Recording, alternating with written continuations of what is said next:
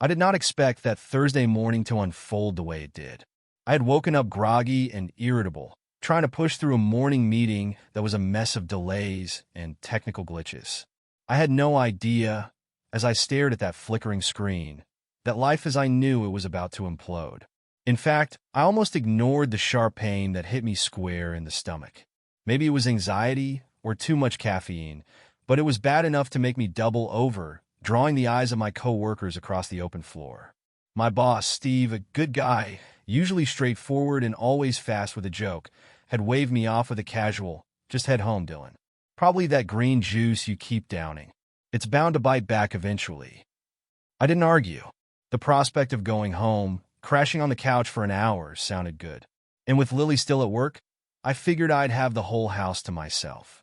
I drove home in the usual suburban Los Angeles traffic, zoning out to some old rock playlist, hoping a few deep breaths and some quiet would make the nausea disappear.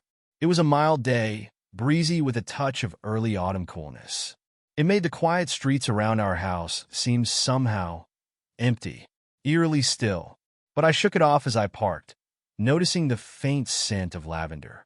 Lily had just bought a candle or two, her way of freshening up the place. My first inkling that something was off came when I saw Mason's car in the driveway. My initial thought was logical. Maybe he and Lily had met for coffee, a quick catch-up, before she went off to work. But as I approached the front door, a subtle unease began to creep in. It was locked, which wasn't typical in our neighborhood. We hadn't locked the door during the day since we'd moved in. Maybe they just forgot.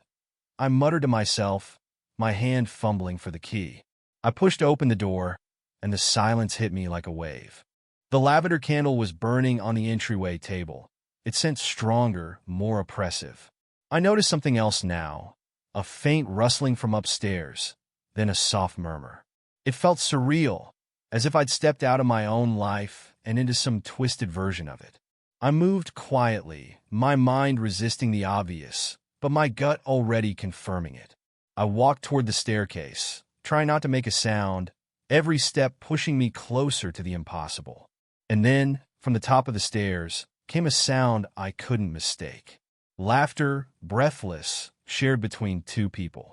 I reached the top and stood outside our bedroom door, barely daring to breathe. The voices, familiar but jarring, fell silent, leaving only the rustle of bedsheets and a shared murmur I was never supposed to hear. I felt the blood pounding in my ears as I pushed open the door. The scene before me stopped me cold. Lily, my wife of 18 years, lay entangled with Mason, my friend since college. She was half wrapped in our bedspread, her back to me, while Mason, bare-chested, looked up with a mix of shock and guilt I'd never seen before. They froze, like actors caught mid-act, their expressions twisting as realization struck. "Dylan," Lily's voice was a bare whisper, as if the word itself couldn't bear the weight of her betrayal. Mason scrambled, nearly falling out of the bed in his haste to cover himself. He started fumbling for words, a pathetic attempt to rationalize, as if anything could rationalize what I was seeing. "Dylan, listen, Mason's voice broke off, his face pale. I didn't give him a chance to finish. I was moving before I knew it, crossing the room in a few quick strides to the dresser. I spotted his watch, a sleek, silver Rolex he was so damn proud of, lying there beside the bedside lamp. Without thinking, I grabbed it, holding it up as he stammered. "Dylan, just stop. Let's talk about this." Mason was reaching out, his hand half raised, like he could somehow calm the storm with that pleading look. My fist clenched around the watch, and in a single, visceral moment of fury, I slammed it to the ground, feeling the shock of its splinter beneath my heel. The delicate metal crunched and cracked, a satisfying but empty act that did little to quench the anger blazing inside me. Lily finally found her voice, a strangled, almost hysterical whisper. "Dylan, please. We didn't mean for this to happen." She sat up, clutching the bedsheet around her like it could shield her from what she'd done. "Save it." My voice came out hoarse, colder than I'd ever heard it. I couldn't look at her, or him. This man I'd trusted, the friend I'd confided in through every trial of adulthood. Our kids' births, the passing of my father, even the rough patches in our marriage. He'd been there, always one step away, close enough to know every flaw, every struggle. And now, all of that was gone, crushed like the fragile watch under my foot. I don't remember leaving the room. One moment I was standing there, the shattered remains of trust littered around me. And the next, I was on the sidewalk, the mid-afternoon sun beating down on my face. My feet carried me, barely aware of where I was going, until I found myself at a local bar, the kind with dark wood tables and a scattering of regulars who wouldn't ask questions. I slipped into a stool, feeling like I was watching my life from outside of myself. The bartender glanced over, and without a word, he set a glass of whiskey in front of me. I stared down into its amber depths, the scent sharp, grounding me as the reality of what I'd seen began to seep in, cold and unyielding. The silence of the bar was a balm, a brief reprieve from the whirlwind of questions, the betrayal still ringing in my mind like the echo of shattered glass. The bar was quieter than I'd expected, a handful of patrons scattered around, and the hum of indistinct conversations barely audible under the dim lighting. I was nursing my second whiskey when I heard the scrape of the stool beside me. I barely glanced up, still too numb from the afternoon's unraveling to care who had decided to sit next to me. But then I caught a glimpse of a familiar face, and reality tilted just a bit. Sophie, Mason's daughter, sat down, her expression a mixture of surprise and intrigue when she noticed me. "Dylan," she asked, her eyes widening slightly as she took in my disheveled appearance. Sophie. I managed, almost caught off guard by the sight of her. Of all the people I could run into tonight, it had to be her. She ordered a drink, leaning casually on the bar as she waited.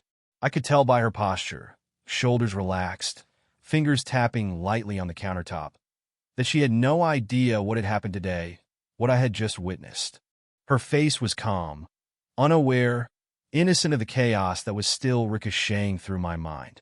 "Rough day?" she asked, raising an eyebrow when she noticed my glass nearly empty. "You could say that." I let out a humorless laugh, swirling the last of the whiskey before draining it. "But I don't want to ruin your night." She shrugged, giving me a half-smile. "No waities. I'm not having the greatest night myself." She sipped her drink thoughtfully, her gaze drifting as if she were weighing whether to say something more. Finally, she looked back at me, a hint of mischief in her eyes. "Let's make a deal. We can both complain about our lousy days, and maybe we'll both feel a little better." I hadn't planned on talking, least of all with Sophie. But there was a strange comfort in her presence, her obliviousness to the disaster unfolding in my life. Maybe it was just the anonymity she offered, a chance to say things I couldn't even process yet. "Fair enough," I said, gesturing for another round. She took a sip of her drink, eyeing me thoughtfully.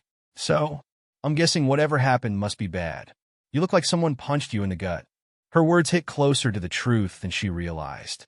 I gave her a short nod, unable to explain what had actually happened.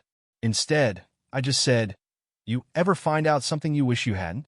"Every other day," she scoffed, rolling her eyes. "Especially with my dad. He acts like he knows what's best for me, like I'm this kid who can't make her own decisions.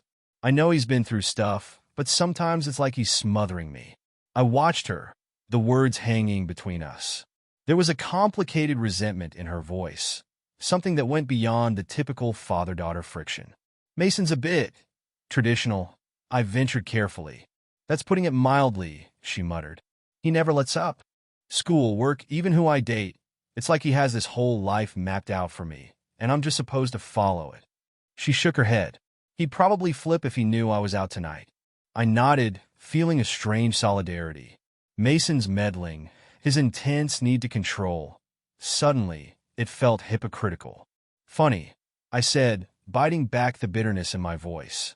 "Sometimes the people who insist on controlling others' lives are the ones making the worst choices themselves." Her gaze sharpened, curiosity mingling with something deeper. "You're speaking from experience," she observed. "Want to tell me what's up?" I hesitated. She was Mason's daughter, after all. But then, something in me broke free. Maybe it was the whiskey, maybe just the residual anger simmering beneath the surface. Let's just say I found out some truths today I'd rather not have known. She didn't pry, just nodded thoughtfully. We both sat in silence for a moment, our drinks half forgotten. Then, out of nowhere, She gave me a smirk, the kind that seemed almost conspiratorial. "If you ask me, we're both in need of a little freedom tonight." I glanced over at her, caught off guard. There was something in her eyes, a spark, a subtle invitation that hinted at a boundary she was willing to cross. She leaned closer, her hand grazing my arm as she tilted her head toward the door. "Why don't we get out of here?" Her voice was low, a little teasing, the flirtation unmistakable. It was a line I knew I shouldn't cross. Every instinct told me to walk away, to spare myself another complication, another layer of entanglement. But with her sitting there, her eyes daring me, the anger and betrayal twisted inside me, craving an outlet. I found myself nodding. "All right," I said, setting down my empty glass. We left the bar, the night air crisp as it wrapped around us. I followed her, wordless, as she led me away from the familiar streets, away from the responsibilities, the wreckage of my day. We walked through a quiet park, the pathways empty under the glow of the streetlights.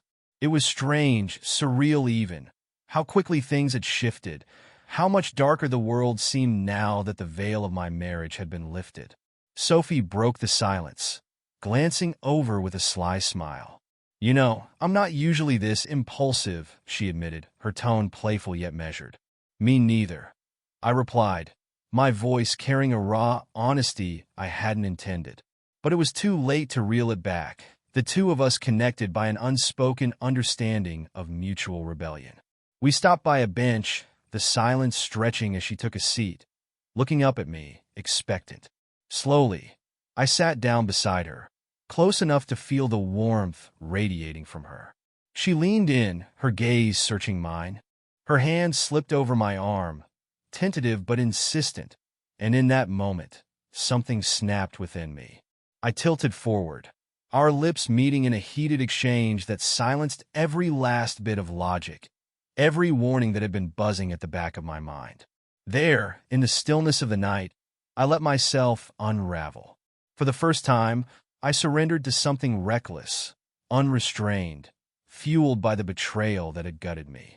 She was warm, electric, the line between us blurring with every passing second. Nothing felt real, and yet everything felt amplified. Her touch, the quiet sounds of the empty park, the faint hum of the streetlights above. The hours slipped by as we wandered from one shadowed corner of the city to the next, untethered from who we'd been only a few hours before.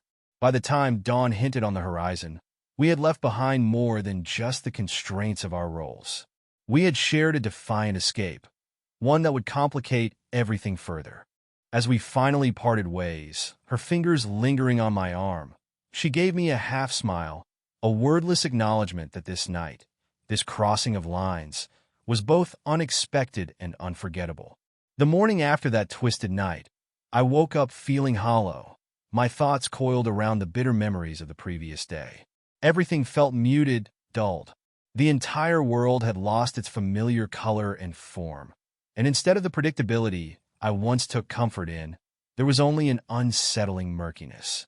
Even Sophie, the reckless connection I'd forged overnight, had faded into the background of my mind, overshadowed by a newfound obsession that had formed like a hard stone in my chest. Revenge. As I headed into the office, my mind churned over the possibility of ruining Lily's plans, cutting through the polished image she worked so hard to build. Her career was everything to her. She'd fought for years to reach her position in one of the most cutthroat tech firms in downtown LA. And now, she was vying for a promotion that would put her right next to the executive she'd idolized since we first met.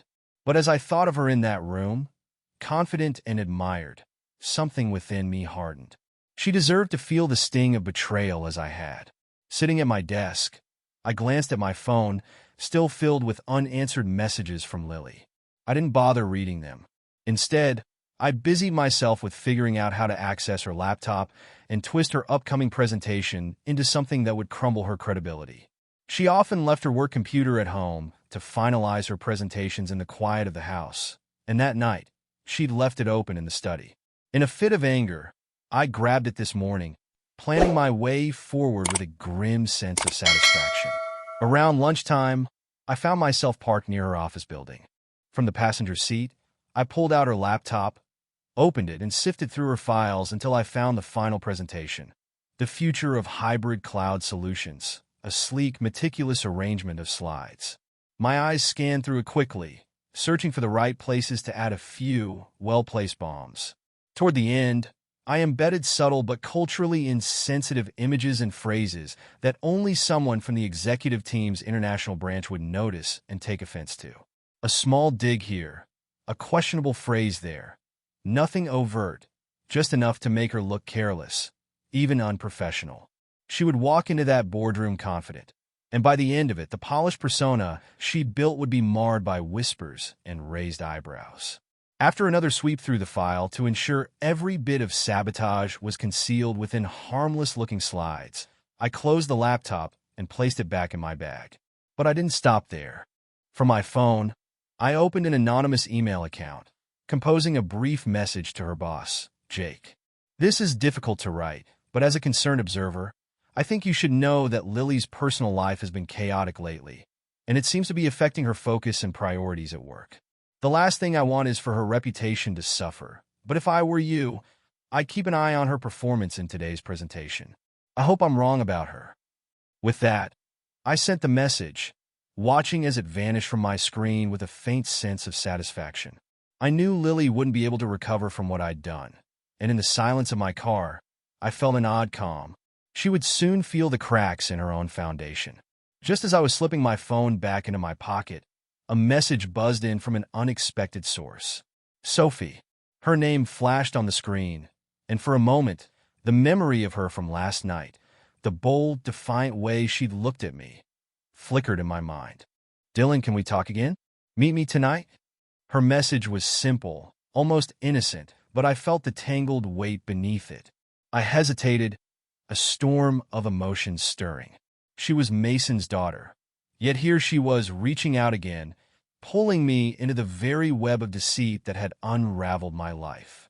It felt dangerous, complicated, and yet something inside me couldn't let it go. Part of me knew it was irrational, even reckless, but the lines of right and wrong had blurred so much over the past 2 days that they hardly seemed to matter anymore. All right, I typed back, same place as last night. As I hit send, I looked at my reflection in the rearview mirror, almost surprised at the man staring back. There was something sharper in his gaze, a tension that hadn't been there before. He looked like someone caught in his own unraveling, his choices running toward a destination he didn't understand. Yet as he returned my gaze, he felt more like me than I'd been in years. I pulled away from the building, forcing myself to push Sophie from my mind as I returned to the office. Work passed in a haze, my focus torn between the thrill of waiting for Lily's boardroom disaster and the anticipation of seeing Sophie again. Hours crept by, broken only by periodic glances at my phone, half expecting a call from Lily once she realized what had happened. By mid-afternoon, my phone buzzed with a message from her, the notification bar only showing a brief line. "What the hell did you do?"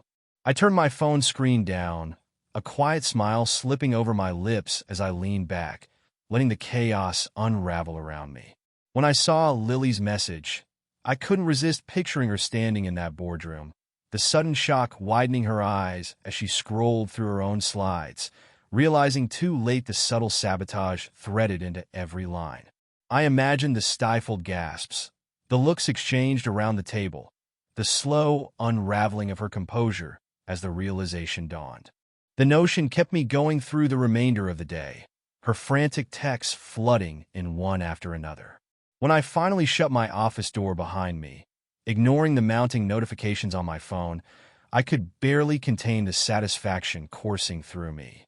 I kept the mental image of Lily floundering in her pristine boardroom with me all the way to my next destination, Sophie's apartment. She'd messaged me in a dress in a quiet, artsy part of the city, tucked away from the chaos of downtown. I felt a strange anticipation brewing as I drove there, that same reckless energy pulling me forward. When I arrived, she was already waiting by the entrance, leaning against the brick wall with her arms folded, her gaze distant until she noticed me and waved. "Hey," she said, smiling just enough to soften the edge in her eyes. She led me up a flight of narrow stairs to a small, bright apartment. The walls were scattered with art prints, her sketchbooks piled on a desk by the window. It was a space filled with color and creativity, as if she'd built a world separate from the control her father held over her. Once we settled in, she poured us both a drink, settling across from me with a sigh. "I'm glad you came," she said, her voice softer than usual, a bit hesitant. I studied her for a moment. I wouldn't have missed it. She laughed, a quick, almost nervous sound, and I saw the tension in her shoulders ease a bit. "Good, because I really need someone who understands. I don't know what it is, but I feel like you get me." I nodded, staying quiet, letting her fill the silence. I could see there was more, something she hadn't yet said, that she was wrestling to let out. "It's my dad, you know." She swirled her drink, her gaze dropping to her glass. "He's got this grip on me. He treats me like I'm still a kid. He's constantly reminding me how much he's done for me, how I wouldn't have gotten through school or made it to where I am without him. And he's probably right," but her voice trailed off, frustration evident. "It's suffocating. I know he cares about me, but I just wish he'd let me be my own person." I didn't answer right away. In my mind, I weighed her words against what I'd learned about Mason in recent days. The secrets, the lies, the betrayal he'd so carelessly inflicted. I could almost see how his need for control would bleed over into every part of his life, even his relationship with his daughter. "I get it, Sophie," I said, the words carrying more weight than I intended. "Sometimes people cling to control when their own lives are falling apart." She gave me a curious look. "That's exactly it, and I want to break free from it, but it's like I'm trapped. Sometimes I feel like I have to do something drastic, something to really shake things up." She paused, her gaze piercing as if she were searching for something in my face. Like maybe then he'd finally see me as someone who doesn't need him. I leaned forward, sensing the shift in her tone. "What are you thinking, Sophie?" She bit her lip, a spark of rebellion flickering in her eyes. Then she reached over, her hand grazing mine. "A photo," she said, her voice barely above a whisper, yet clear and determined. "A photo of us, together. I know it's reckless, but maybe if he saw that, it would finally force him to see me as my own person, separate from him." The suggestion caught me off guard. The idea was brazen, laced with danger, but there was a twisted logic to it that felt almost irresistible. Part of me wanted to shield her from the fallout, to stop her from making a choice that would undoubtedly create more chaos. But another part, the one still seething from Mason's betrayal, found a strange satisfaction in the notion of him facing the consequences of his actions in the most personal way possible. "Sophie," I began, unsure whether I was about to discourage her or agree. But the bitterness inside me found words I hadn't planned. "He deserves it. After everything he's done. Maybe it's time he sees what he's been so blind to." She met my gaze, her expression a mixture of relief and something deeper, darker. "Then let's do it," she said, her voice soft but resolute. We both knew it was a risk, but in that moment, there was an understanding between us, a shared defiance that made the decision feel right, no matter the outcome. It was late when I sent the photo. The clock read close to midnight, and the silence of the house seemed almost mocking as I pressed send. The image flickered on the screen, a reminder of the twisted path I'd let myself follow, and in that instant, I knew there was no turning back. I didn't sleep that night. I half expected Mason to call immediately, to let loose the fury that had been brewing under the surface since I'd walked in on him with Lily. But the phone remained silent. Instead, I found myself pacing the length of the living room, listening to every creak of the floorboards, every hum of the air conditioner as I waited. And then, in the early hours, there was a pounding on the door, forceful, angry. My chest tightened, and I stood there for a moment, letting the anticipation settle before opening it. Mason stormed in, not bothering with pleasantries. His face was a mix of shock, betrayal, and rage, the same emotions that had gripped me since that day in our bedroom. Without a word, he thrust his phone in my face, the image I'd sent him staring back at me. "What the hell is this?" he demanded, his voice low but vibrating with anger. "Do you have any idea what you've done?" I met his glare, unflinching. "I know exactly what I've done, Mason. This is what it feels like to be betrayed. You threw away everything. Our friendship, my marriage, your own integrity, and you thought you'd just get away with it?" He laughed bitterly, but his hand was trembling as he shoved the phone back into his pocket. "You don't get it, do you, Dylan? You and Sophie. You crossed a line, one you can't take back. Do you even realize how much damage you've done?" "Don't pretend to care about damage now," I snapped, stepping closer. "That's rich coming from the man who slept with his best friend's wife. You tore my life apart. You destroyed my marriage. You took everything I trusted and crushed it." He scoffed, his voice dripping with disdain. "You think you're innocent? Look at yourself, Dylan. You're no better than me. Sending that picture. Did you even think about Sophie? Or were you just using her to get back at me?" That struck a nerve, and I felt my fists clench as I struggled to keep my voice steady. "I wasn't the one who broke the trust first, Mason. You did this, and I just gave you a taste of the consequences." For a second, he looked almost vulnerable, the anger flickering into something rawer, something close to regret. But the moment passed as quickly as it came, and his expression hardened again. He stepped forward, shoving me back. "You're nothing but a coward, Dylan, hiding behind revenge, thinking it'll fix anything." Before I even registered my own reaction, my fist collided with his jaw. The impact was jarring, reverberating up my arm as he staggered back, a stunned look crossing his face. And then, as if that single punch unleashed years of pent-up resentment, he lunged at me, fist flying. I blocked his blow, shoving him hard enough that we crashed into the coffee table, splintering its edges as we grappled, each of us clawing for an upper hand. We tumbled across the floor, furniture and picture frames scattering as we tore through the living room, our movements raw, desperate. Every punch, every shove, was laced with years of friendship turned bitter, a bond torn apart by a betrayal that neither of us could ignore. "Was it worth it?" I shouted, my voice hoarse as I pinned him down, my grip tightening on his shirt. "Destroying everything. For what?" He shoved me off, gasping as he struggled to his feet. "I could ask you the same, Dylan. You sent that picture. You think that's going to fix anything?"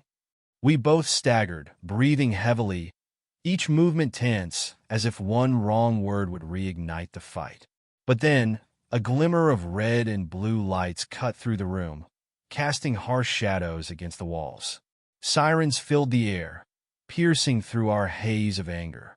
I barely had time to process it before a loud knock echoed from the front door, followed by the authoritative voice of an officer demanding entry.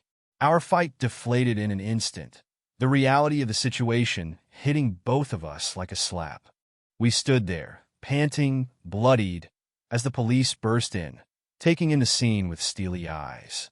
One officer stepped forward, his voice calm but firm. "Gentlemen, separate now." We complied, our exhaustion finally outweighing the urge to keep fighting. They took us outside, each of us flanked by an officer as they questioned us separately. I could barely hear Mason's voice over the ringing in my ears, my hands still trembling as the officer ran through the routine questions, asking what had happened, who had started it, why we'd let it escalate to this. The anger that had burned so hot minutes earlier now felt distant, like an ember smoldering under layers of ash. I glanced at Mason across the driveway, his face bruised, a thin line of blood trickling from his lip. For a moment, we locked eyes, an understanding passing between us that transcended words. We were both battered, both hollowed out by the choices we'd made, the bridges we'd burned. When the officer finished, he looked between us, his face a mask of tired patience. "You're both going to receive a warning tonight. We don't want to see you here again under these circumstances. Are we clear?" We nodded, too worn out to protest, too drained to explain the years of betrayal that had culminated in that one violent moment. They released us with a final stern glance, the officers' footsteps echoing as they returned to their patrol cars. As the silence settled over the street, Mason and I stood there, neither of us willing to break the heavy stillness. He finally shook his head, a hollow laugh escaping his bruised lips. You know, Dylan, I didn't think it would end like this. I didn't reply, watching as he turned and walked back to his car, his silhouette fading into the night. And when he was gone, the weight of everything we'd destroyed settled on me with a finality that was as suffocating as it was inevitable. The courtroom felt sterile, cold in a way that only accentuated the emptiness that had spread through my life over the last few weeks. I sat across from Lily, our lawyers separating us like barriers, ready to settle the details of a marriage that was already as good as dust. She looked different, stripped of the confidence she wore like armor. The shadows under her eyes spoke of restless nights, perhaps even regret, but her face remained a mask. My attorney, Craig, a sharp strategist who had a knack for navigating even the most tangled separations, leaned in, lowering his voice. I don't think she's in a position to fight this, Dylan. Let's proceed with the assets as planned. I nodded, barely needing to think about it. Lily's firing after her botched presentation had made its rounds in her industry, leaving her reputation in shambles. She tried securing other roles, but word spread fast. Tech circles in Los Angeles were tight-knit, and the rumors alone had been enough to keep the doors shut. Now, she sat with few options, while I, thanks to Craig's meticulous planning, was positioned to walk away with almost everything we had built over the years. The proceedings were straightforward, Lily's lawyer mumbling through the terms with little enthusiasm. When Craig finished his summary, Lily finally raised her gaze to meet mine, her expression flat, resigned. "Is that all, Dylan?" she asked, her voice quiet, a hint of the Lily I used to know slipping through. "Yes," I replied simply, letting the finality hang in the air. In that moment, I felt an odd pang, something like nostalgia for the years we had shared, but it passed quickly, replaced by a grim satisfaction. It wasn't vengeance, not quite, but there was a sense of justice in knowing that her betrayal had led her here, not me. She'd made her choice, and now we both had to live with it. With the papers signed and the assets divided, I left the courthouse feeling lighter, even if only slightly. Craig shook my hand, offering a firm nod. "Take care, Dylan. And don't forget, this was a victory, even if it doesn't feel like one." I thanked him, feeling a strange gratitude for his help in guiding me through the wreckage. There was one chapter left to close, and it came sooner than expected. I hadn't heard from Mason since the night of the fight, but Sophie, true to her word, reached out a few days later. She asked to meet one last time, and I agreed, curious if she too needed closure. We met at a quiet cafe on the outskirts of the city. She looked different, more assured somehow, her posture firm and her expression calm. She slid into the seat across from me, offering a small, almost apologetic smile. "Hey, Dylan," she began, her voice soft but steady. "I just wanted to thank you. Not for everything that happened, but for helping me see things clearly. My father, Mason, he's had a hold on me for so long, and it's taken all of this from me to finally understand how toxic it was." I nodded, watching her carefully. "So, what's next for you?" She glanced away, her gaze distant. "I'm leaving Los Angeles. I got a job up north, near San Francisco. It's nothing glamorous, but it's a start, a real chance to be on my own, away from all of this." She hesitated, meeting my eyes again. "As for us, I think we both know it was a one-time thing, a moment we both needed, but not something to build a future on." I felt a strange relief, mixed with respect for her honesty. "I agree. Sometimes people just cross paths when they need to, for whatever reason. I'm glad you found your way, Sophie." She smiled, reaching across the table to squeeze my hand briefly.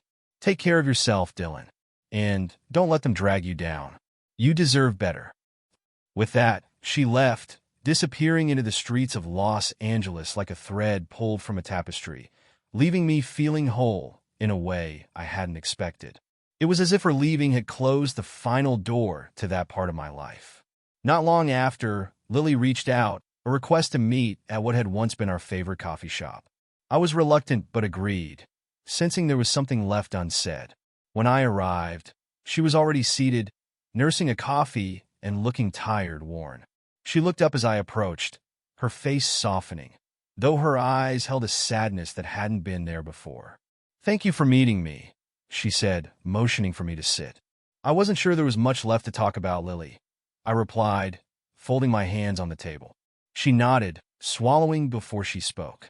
"You're right, but I wanted to apologize for everything. I was selfish, reckless, and I know that I can't undo what's been done. But you deserve to know the truth." I stayed silent, giving her the space to continue. "What I had with Mason, it wasn't love. I know that sounds pathetic, maybe even cowardly, but it was something I thought I needed. Our marriage, it felt empty to me, but instead of trying to fix it, I looked for something to fill that void somewhere else. Mason was convenient, I suppose." Her admission settled over me, not quite surprising, but still piercing in its honesty. "I know it's too late for us," she continued, her voice cracking slightly, "but I just wanted you to know. I do regret it, not because of what it's cost me, but because of what it's done to you."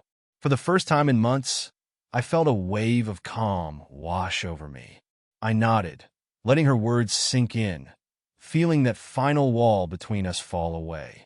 "I'm glad you told me, Lily, but we're past it now. It's time we both move on." She gave me a sad smile, a faint acknowledgement of what we'd once shared. "I hope you find happiness, Dylan. Truly." With that, we said our goodbyes, each walking away in separate directions, leaving behind not just the memories, but the weight of everything that had gone wrong.